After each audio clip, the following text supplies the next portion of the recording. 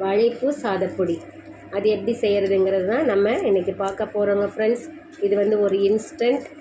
Friends எல்லாருக்கும் வணக்கம். எல்லோரும் சௌக்கியமாக இருக்கீங்கன்னு நான் நம்புகிறேன். வாங்க இந்த டிஷ் பண்ண போகலாம்.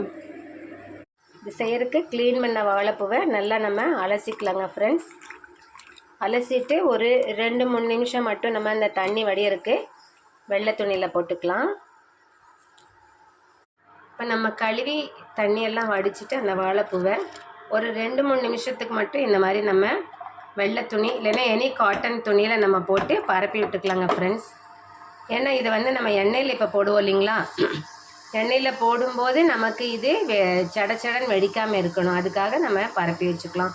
கொஞ்சம் வாழைப்பூ கிடைக்கும்போது இந்த மாதிரி பண்ணால் நம்ம வீட்டில் எல்லாருமே அதை யூஸ் பண்ணலாங்கப்பா. இப்போ இதோட 2 காஞ்ச வரமிளகா இதையும் கழுவி எடுத்து வச்சுக்கலாம். அதுக்கப்புறம் இந்த ஒரு சின்ன பல்லாக இருக்கக்கூடிய பூண்டு எடுத்து வச்சுருக்கேன். இதை வந்து நம்ம உரிக்க வேண்டாம், அப்படியே தேய்ச்சிட்டு தட்டி எடுத்துக்கலாங்க ஃப்ரெண்ட்ஸ். அப்புறம் வந்து 2 இனுக்கு கறிவேப்பிலையும் நான் அலசி வச்சுருக்கேன். இதெல்லாம் போட்டு தான் நம்ம செய்ய போகிறோம். கொஞ்சமாக கடைசியில் பெருங்காயத்தூளை ஆட் பண்ணுவோம். அது எப்படிங்கிறத பார்க்கலாம், வெயிட் பண்ணுங்கள். பூண்டை இந்த மாதிரி நம்ம நசுக்கி எடுத்து வச்சுக்கலாங்க. இப்போ நான் குழியாக இருக்கிற தோசைக்கல் வச்சுருக்கேன், இரும்பானனால நம்ம வானலி எது வேணாலும் வச்சுக்கலாம். இதில் வந்து நம்ம எண்ணெய் சேர்த்துக்கலாங்க. இந்த மாதிரி கொஞ்சம் நிறையா நம்ம எண்ணெய் ஊற்றிக்கலாங்க. ஏன்னா தோசைக்கல் ஆனனால நமக்கு பிரச்சனை இருக்காது, தோசையும் நல்லா வரும். அதனால தான் நான் இதை வச்சுட்டேன். இப்போ இது எண்ணெய் சூடானதும் ஒரு பொருளாக நம்ம இதில் போட்டு எடுக்கலாங்க. இருக்கக்கூடிய எண்ணெயெல்லாம் நமக்கு வடிஞ்சு இதில் வந்து சேர்ந்துக்கும். அதனால தான் இப்படி உரமாக நான் எடுத்து வச்சுருக்கேன்.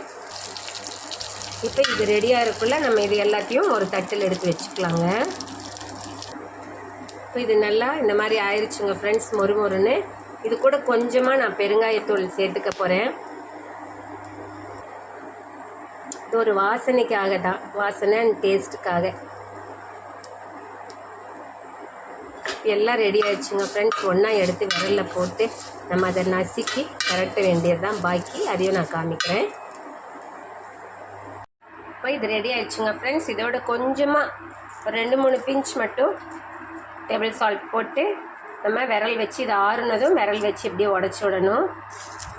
அப்போ வந்து நமக்கு அப்படி சாப்பாட்டில் போட்டு பிசைஞ்சு விடுறதுக்கு உண்டான ஒரு பொருள் ரெடி ஆயிடும்.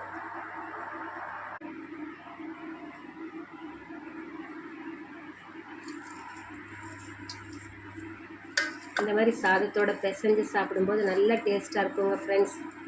ட்ரை பண்ணி பார்த்துட்டு ஃபீட்பேக் கொடுங்க. See you, best wishes, bye bye.